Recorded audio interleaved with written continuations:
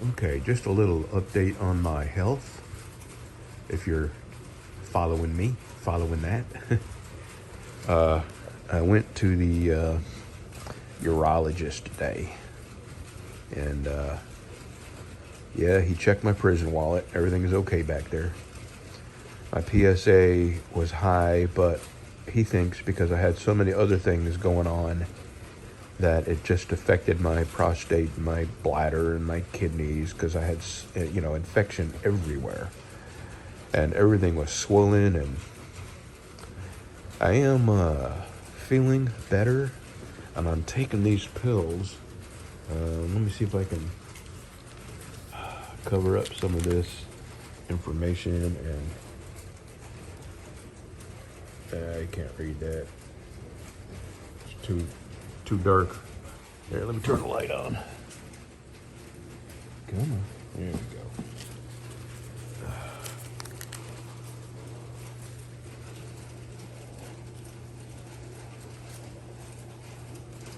There we go. Sulfasalazine. And there are these giant, about the size of my thumbnail, pills. I have to take 2 in the morning, 2 in the evening. And it's a type of sulfa drug.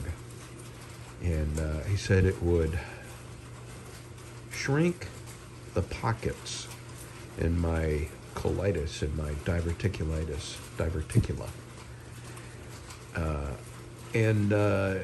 Bring some of my swelling down. And he did say that the colitis, that all the joint pain I've been having in the shoulder and elbow joint pain could quite likely be from all the infection, and that is a side effect of the infection that I've had. So prostate's okay, urinary tract is okay. I did get some medicine just in case I have some sort of bacterial infection in my kidneys or bladder, 30 days worth. No big deal. And as far as my hand goes, that's it. That's it. And I just don't know any more than that. And I'm not going to mess with my hand until I got one more doctor to see. I've got a spot on my spleen, and they want to make sure it's not cancer. Otherwise, I'm feeling better. I still feel pretty friggin' weak. I can't do the things that I was doing before I got sick. I'm trying to work my way back up to it strength-wise, and what do you call it? I'm at a loss for words. Anyway, I've had my fill of freaking doctors, and my wife is trying to get a job to pay off these doctor bills and make my motorcycle payment. And she has several opportunities. She actually has a job that hired her, but it's a terrible, terrible job, and I really don't want her to do it. And it involves a railroad where she has to drive engineers. They call them drivers. The guys that drive the trains, they call them drivers at the rail yard. So she would drive drivers out to these trains where they have to switch out when their hours run out, because they run, I think it's 10 or 11 or 12 hours is all they can work, and then they have to stop wherever they are. And somebody has to bring another driver out to them and pick them up.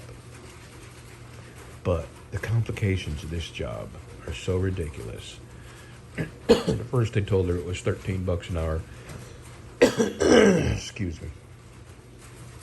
And then they said it was $11.70, and several people said, no way, you can't just bait and switch people like that.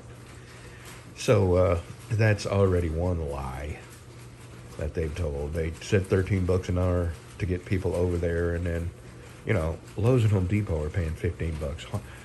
Walmart's paying $15. So they want her to do a much harder job for less pay. And it's dangerous. The areas that she'll be going in are very, very dangerous. And if you're familiar with Shreveport, one of the areas she would be going in and out of is Cooper Road. Or actually, they don't call it that anymore. Now it's Martin Luther King Drive. and there's a dozen shootings a day there. And I just don't want her to do it. And they won't let you carry a gun. They want you to work in the most dangerous area of Shreveport, and they won't let you carry your gun. Ridiculous. So, I don't tell my wife what to do, but I have told her I do not want her going to do that job. So there's a couple other little jobs. One of them's $8 an hour. That you deliver cars from dealers to the auction, or maybe it's vice versa, from the auction to the dealers, I don't know, around town. And it wouldn't be full-time, it would be part-time. And anyway, really strange how life is. When we both retired and got on Social Security, we were doing fine until we screwed up our lives with these stinking ass motorcycles. And we could handle the doctor bills if we didn't have these motorcycles. And now I can't even ride my motorcycle because my hand has gone right back to what it was doing before, and I can't close it enough to pull my clutch. And I don't have the strength to hold the clutch, which is why I couldn't pick a log up the other day, because my fingers kept letting it go. I don't have enough strength in my fingers. And I'm totally, completely baffled as to how something like this could happen to my hand overnight. One day I was making knives, and one morning I woke up and I couldn't move my hand.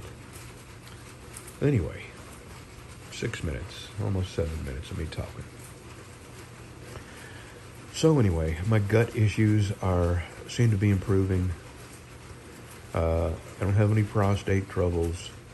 And Wednesday, next week, Wednesday, I'll go to the cancer doctor, and, I'll know something soon enough if I got cancer. I don't think I got cancer.